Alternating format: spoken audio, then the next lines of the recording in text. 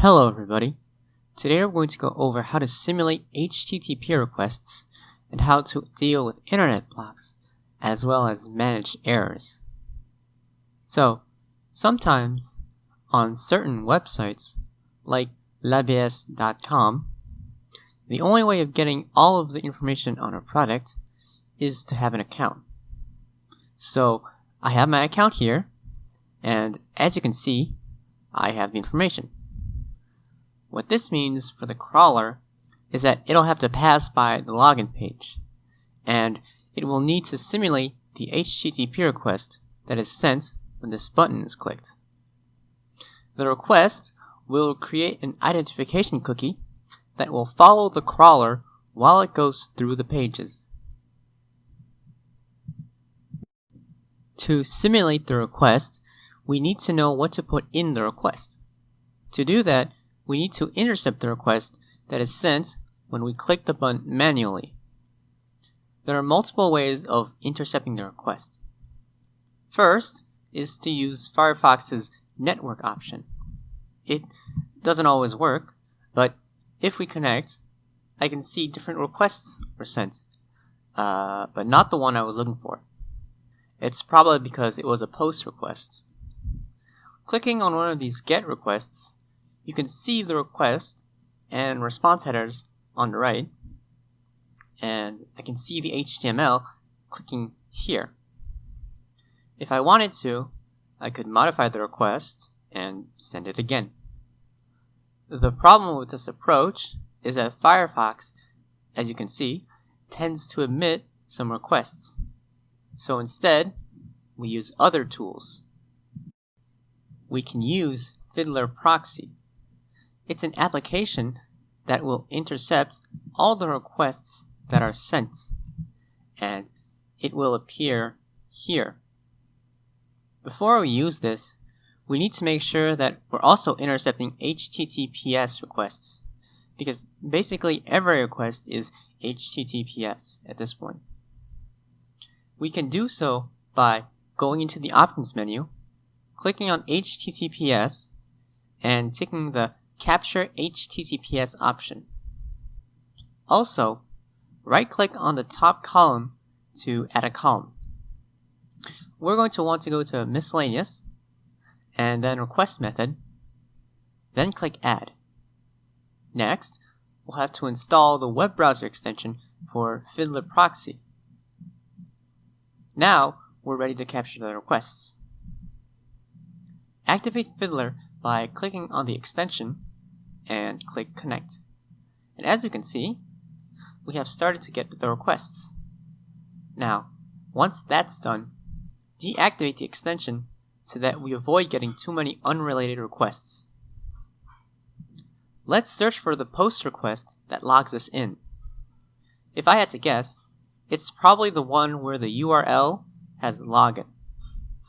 Let's click on this request, go into the headers, and here I can see the URL, the request headers, and the server response with this in text view. Well, okay, technically we should be looking at the raw here for the actual content that was sent and received. So, in the response header, we can see a 302 status code, which means we were redirected to another page. If we get a 200, that means that the status was okay. Looking at the post request again, we can see that we were redirected to this URL, which is precisely the next HTTP GET request. And this GET response header has some JavaScript, which also redirects us to the home page. This page here. Afterwards, and well, it isn't the case here. These are Google Analytics, but usually we'll get further requests for images and CSS. If we want to know what happened in the post request, we can use text view to view the raw code, but we can go into web forms for a more structured layout. There are the get parameters, and these are the post parameters. Looking at the raw, this is the HTTP request method.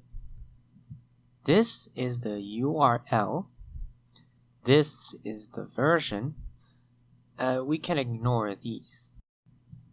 These are the headers, or the metadata, which will characterize the request. These don't contain useful arguments for us, but they do have interpreted arguments, chief among them being the page we came from and the cookies. Finally, this last line here is the body, which we can see in web forms.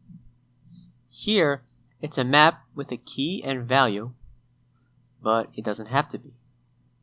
If I'm sending a PDF file, for example, it could be binary. It could also be binary and data. We can also mix both. Before we continue, I'll briefly go over the two other ways of intercepting HTTP requests. We can use HTTPToolkit, which has an integrated version of Chrome that allows us to intercept the toolkit. It's a bit more limited because we don't have access to the raw, and it's also not free, but we can connect it to Grimport. Sometimes, if we have problems with intercepting HTTPS, or sometimes when APIs disallow Fiddler, we can attach Grimport to HTTPToolkit, and so everything that goes through Grimport will also go through here. The other way is to use the request reporting option on Grimport, and we'll get the raw. Let's move on to recreating this request in Grimport. We'll create a new file, .vis, make sure that it's a 3-script logic, open Notepad++, and paste the request here. Next, I'm going to go to the test page, go down here, and click the middle button. This will allow us to automatically generate Grimport code to simulate the HTTP request. Just gotta paste this here, and since we need an identification code to stay logged in, I'm going to tick Set Cookie and then click Generate. Well, okay, we don't really need to do this, because by default, if we go into the Options tab, this option here makes it so that we take the cookies that the website gives us. The post acts as a set cookie. If we had no follow, then yeah, the set cookie thing would be more necessary. If we look here, we can see that the cookie header has been commented out, and that's because each cookie is unique and is generated at each request. It's better to receive the auto-generated cookie than to try and create one ourselves. Now, if we run the code as is, it won't work. Seems to be 411, wrong length. Okay, let's see what the problem is by comparing requests. Let's click the button on the bottom left of the Test tab to compare requests. Let's take the correct request and put it on the left, and the wrong one and put it on the right. Okay. Looks like we're missing the cookie. But wait, how can we have the cookie if that's precisely the thing we want to create in the first place? Well, here's the thing. These are two different cookies. One before the identification, one after. The one after is the one generated. The one before is the one that's missing. And the one we need to add. So we just need to set the cookie for the page. We'll grab the URL for the login and set that as the cookie. And we should get a different error. That's right, we're not out of the woods yet. Seems to be 500. 500 is a generic server error. Very briefly, if we get codes in the 400s, that means we made a mistake. If we get codes in the 500s, that means that the server made a mistake. So, if you remember from before, 411 was in the 400s, and indeed, we had messed up the link. Here, 500 is a server error, and not a very helpful one at that. As an aside, PrestaShop will also give you error 500. For those moments, remember to enable debug mode on PrestaShop to get the errors. Anyway, why do I have error 500? Let's compare. Well, we have a problem with the cookies again. But then, these are Google Analytics unrelated to the website. And this is the login, but we don't have it here. These have modified data, but that's the cookie ID, so it's bound to be different between cookies. Sanity check. Does the original request even work? Let's go to Fiddler and click the Composer tab at the top here, paste this, execute the request. Yep, it does work. Okay, let's take the cookies from the successful request and replace them with our failed request. Does that work? Yep, that also works. Okay, the problem is that when we create a new cookie, we're creating a new session. So the cookie that's generated does not match with the information in the next cookie. So the data in the view state doesn't match the new cookie, for example.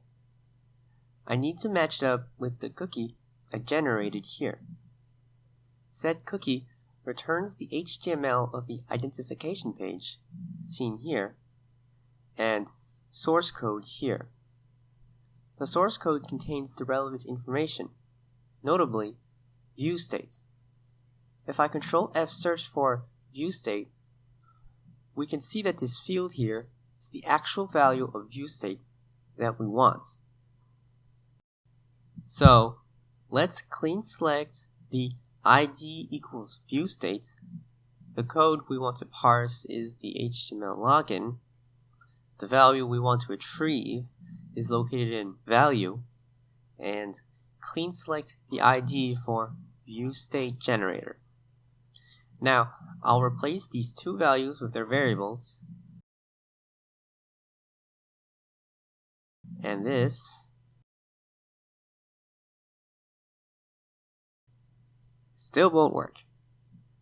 This is getting frustrating. Well, at least we're getting a redirect to the home page, which is what we want. If we compare the two requests,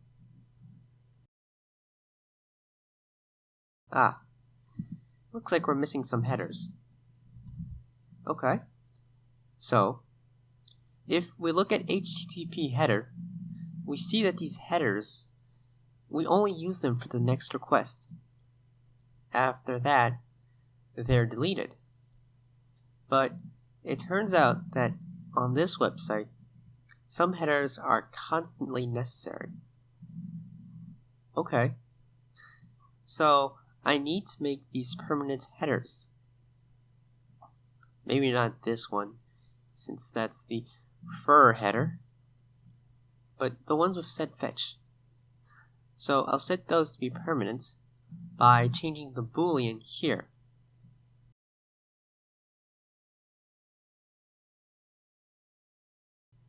To check, I'll load a product page. Let's take this one.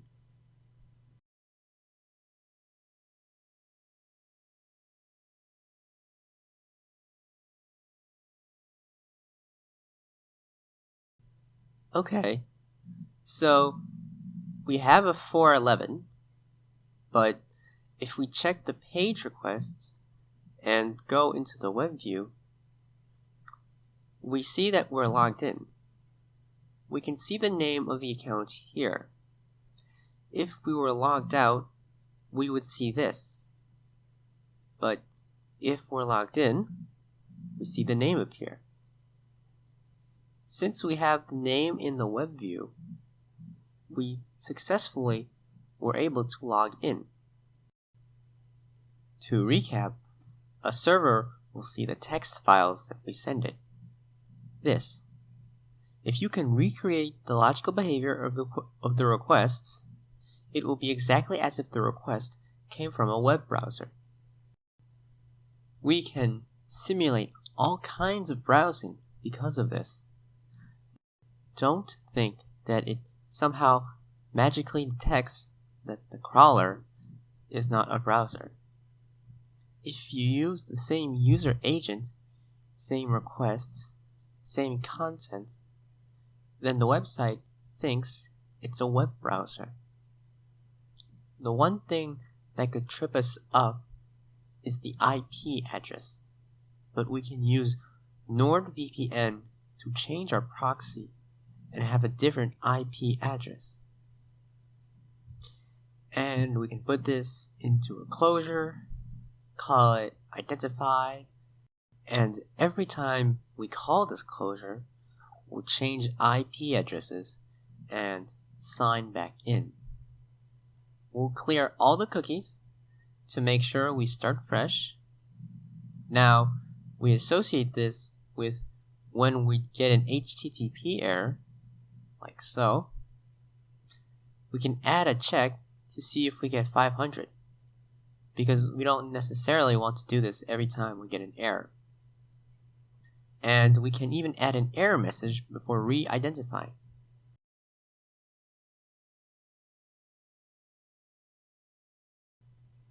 We can be even smarter. Add this, and when we change proxies, we sign back in, like so. So, when we change proxies, we'll want to check that we can load the page. By default, it's Amazon's homepage, but we've changed it so that we can check to see if we can load LabS's homepage. Now, we can do this action at 3 different points. We can do it before the proxy change, during the proxy change, or after. Well, the whole point is to log back in under a different proxy. So, not before. And we want to see if we can load the homepage with my new login details. So, we're going to log back in during the change. And now we have something that is robust, independent of any IP address, and can dynamically change IP addresses on the fly. If, for some reason, the website decides to ban the crawler, or more specifically, ban this specific XSRF token from accessing the website. So if I regenerate my cookie, then the virtual identity has been changed. So to the server, it thinks it's someone new. So this is great, but this is also really slow. The change IP address plus change cookie can be overprotection if a website doesn't even check for that. So maybe I'll just start with changing cookies, and if I notice that that doesn't work, I'll bring in the proxy change. But I shouldn't start with all of this from the get-go. I can also use anti-Captcha with different Captcha methods available, and we can get the key to pass the Captcha. We can use anti-gate Captcha search for a template, antibot for example, and resolve captchas. It's not free, but sometimes it'll be necessary. You can read documentation for more info. Sometimes websites also have JavaScript security. That means that they'll either do AJAX calls in the background, where tokens will be generated to be used by the page, or either they'll take page information and use JavaScript to calculate and create tokens. To simulate JavaScript calls, we can use the Firefox function. Looking at the documentation, we can see that it takes as first argument the action we want to do, and to know what to put in the next arguments, we have to look at the description of each of the available actions. We won't be needing this code for the next part, so I'll just comment it out. First thing is to clear all cookies associated with l'ABS to start with a clean slate. Using the Cookie Manager extension, I can see that these two domains are associated with l'ABS.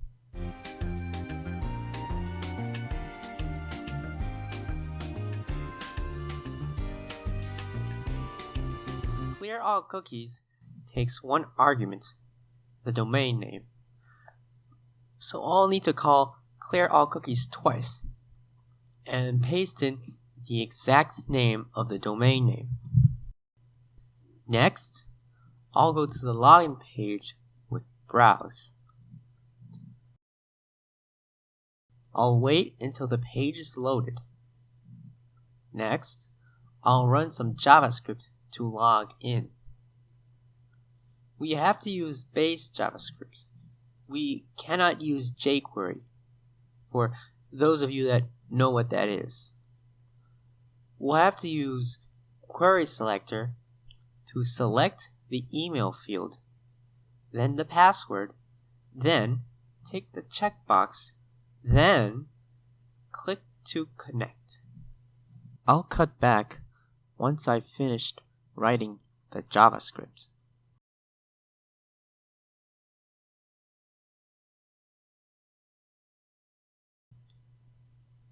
Seems like it works. Let's copy and paste this code into here and then wait until we've loaded the next page. Great. We've got the JavaScript cookie, but I'm going to need it for all the pages on this website.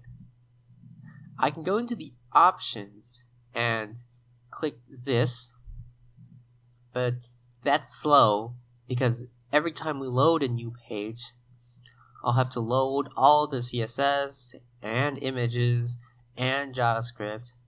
So instead, we're going to import the cookie.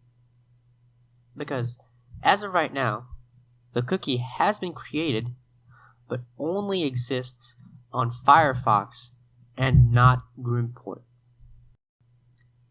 Looking at the network options for the GET request, we can see the cookie value is this. I'm going to get all cookies for the two domains that have cookies associated with this website and set the cookie value. And now Grimport's Cookie Manager will be able to associate the cookies of this domain with this website. You'll have noticed that the cookie management is different between Firefox and Grimport.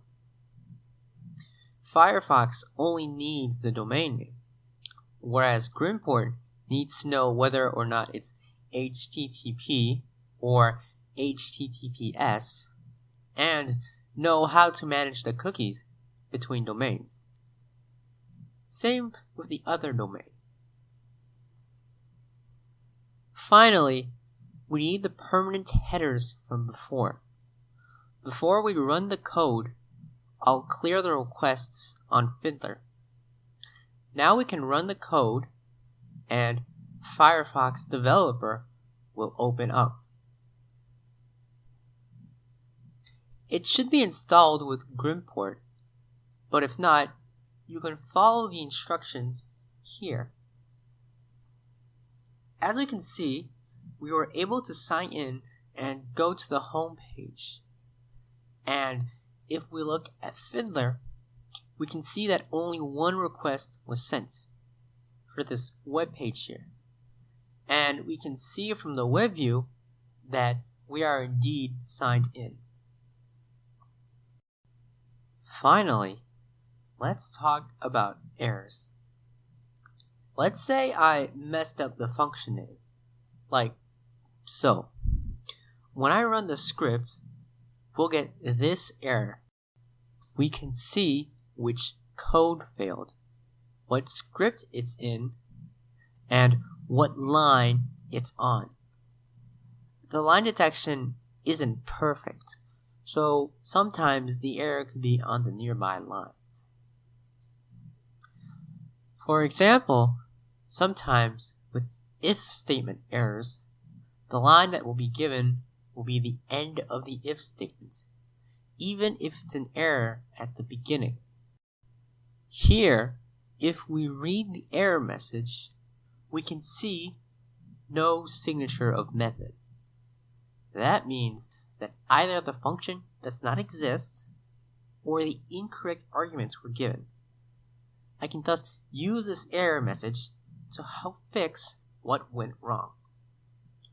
If the code does run without error, but it's not doing what was expected of it, then at that point, we'll have to debug and set breakpoints to navigate the script and see where it went wrong.